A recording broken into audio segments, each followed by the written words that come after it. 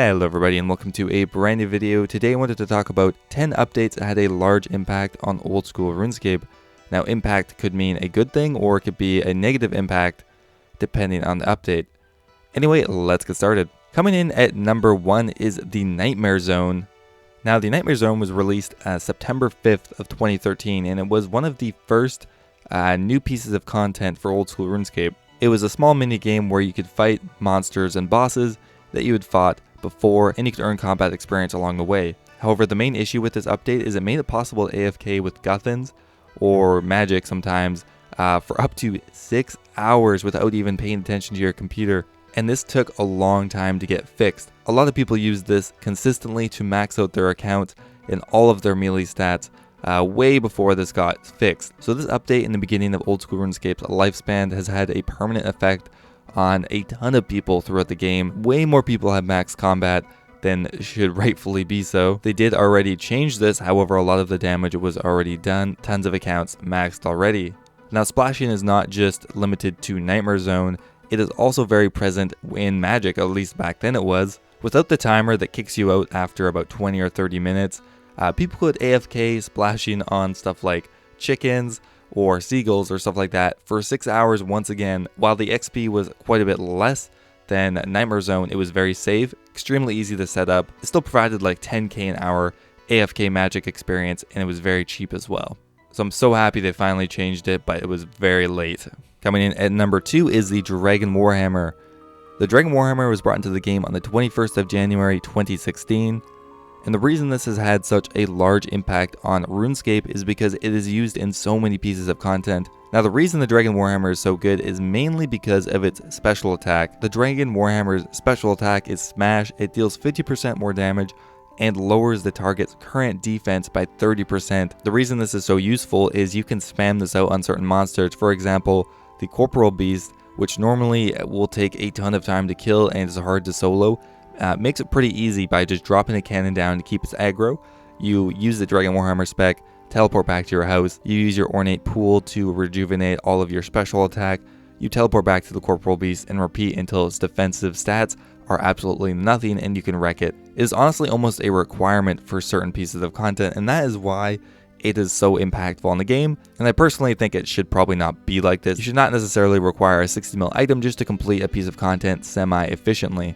Coming in at number 3 is the introduction of free-to-play to old school RuneScape, and I think this is one of the updates that had one of the largest positive impacts on the game overall. So before February of 2015, RuneScape could only be played with a membership, which gated out a lot of people who just wanted to play it casually or new players overall.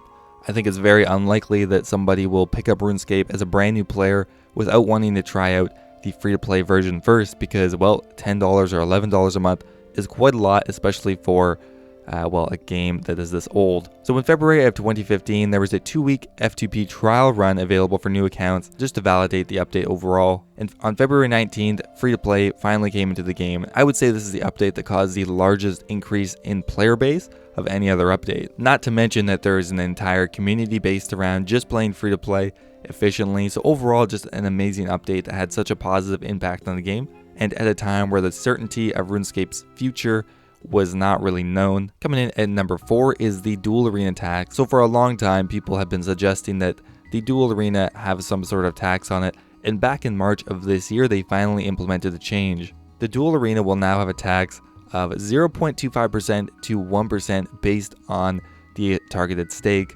Between 0 and 10 mil, it has a 0.25%. On a 10 mil to 100 mil stake, it has a 0.5% tax. And on a 100 mil stake, it has a 1% tax, or 1 mil coming into the game for every 100 mil staked. This has to be one of the largest gold sinks that they've ever put into the game. Over the last couple years, Jagex has tried to implement different sinks into the game, but most of those have been in the form of item sinks like the Kraken Tentacle or the Dragon Axe.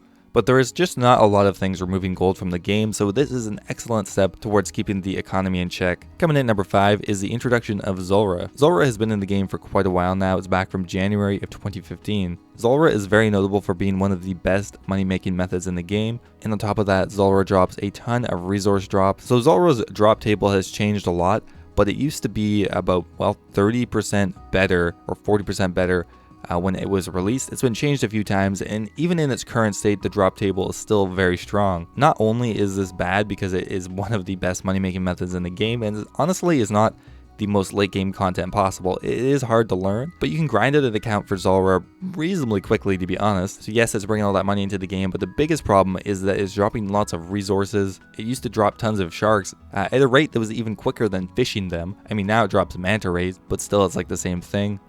It drops tons of herbs, lots of seeds, it drops dragon bones, battle salves, grapes. It drops a ton of different resources that were normally gathered through skilling, but now there's almost no point to do that skill because it's quicker just to kill Zulrah.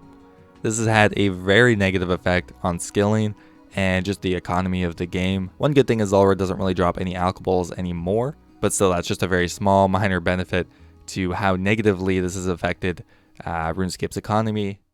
Coming in at number 6 is Deadman Mode, and I know a lot of people don't really like to hear this. Deadman Mode was an update that first came into the game on October 29th of 2015. It is a PvP survival game mode that has grown into a quarterly tournament. I don't know, it happens so often. Now there are a huge amount of issues with Deadman Mode, I'm not going to deny it, but overall I think it probably has had a positive effect on the game. And the main reason for this is its popularity in bringing in new players to RuneScape. So not only does it provide a very entertaining stream of 3 or 4 times a year, but it also provides a lot more content for content creators on YouTube to use. And honestly, it is pretty exciting to watch. There isn't any hard statistics that really tell you how many players it's bringing to the game, but Jagex feels comfortable about giving around 30k every 3 or 4 months to do so. So clearly it's worth their while. So it has to be thousands of new players that they're bringing in. Otherwise they wouldn't do it. It is unfortunate that some of these same clans keep winning this money every time, but I think Deadman Mode has had a positive effect on Oldschool RuneScape. Coming in at number 7 is probably the update that had the largest impact on Oldschool RuneScape, and that is the Coin Pouch update from July 12th of 2018, so not that long ago. So to begin with, the Coin Pouch update was an effort to reduce the amount of auto-clickers at certain pickpocketing activities, mainly RD Knights. However, they butchered the update so badly that we had our first ever complete rollback on the Oldschool RuneScape servers. What ended up happening is there was a bug related to the Coin Pouch, which under certain circumstances, when a player was PK'd or certain monsters were killed, they would drop the maximum cash amount. So 2.14 bill or whatever dropped on the ground from a PK or just a random monster. This would have had such a huge effect on the RuneScape economy. It would have destabilized everything.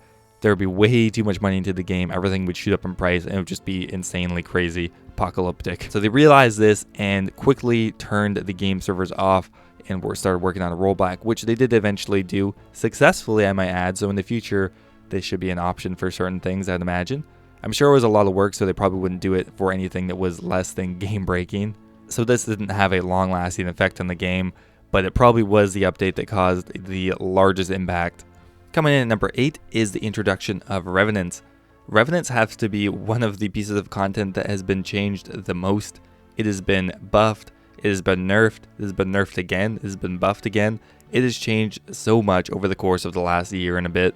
Why I think Revenants have had such a big impact on the game is, to begin with, when they were introduced, they actually dropped 100 stacks of notable equipment. For example, I dropped 100 Dragon Plate Legs, which is pretty much just a direct cash infusion into the game. It also dropped a ton of other alchable items, and on top of that, Revenants drop essentially straight cash in the form of a statuette, and you can trade that directly into the Bounty Hunter trader.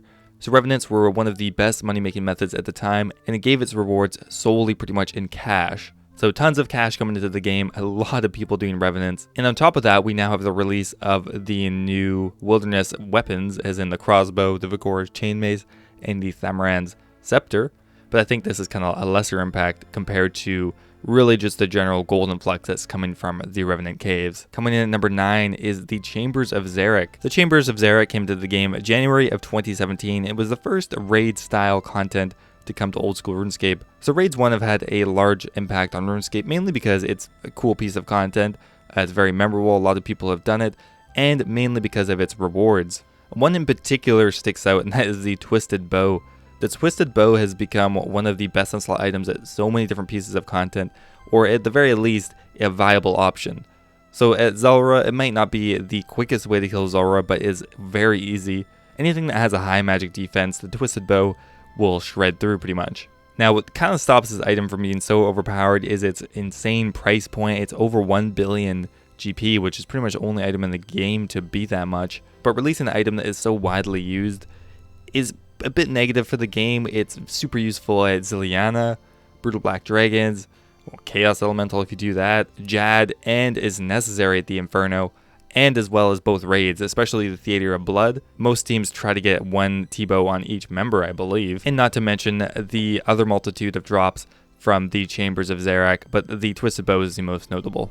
And coming in at number 10 is the Grand Exchange. The Grand Exchange came into the game February of 2015, and it was a bit controversial at the time. Some people thought that the Grand Exchange took away a lot of the old school feel for those who used to trade in Varrock or Falador. However, the Grand Exchange has to be the largest quality of life update to this game, and I think most people, given the choice, would not go back. The amount of time it saves from doing just menial tasks of selling your items or buying supplies is huge, and I think this probably made it more appealing for any new players that want to play, or just more casual players. I know people are not going to like that. If you only have an hour to play RuneScape for that day, do you really want to spend half of that buying some Dragon Bones to go train or something? You'd rather just buy the Dragon Bones in a minute and spend the rest of that time doing the content. Anyway guys, those are the top 10 updates that I think have had the largest impact on Old School RuneScape. What do you guys think? Do you agree with me?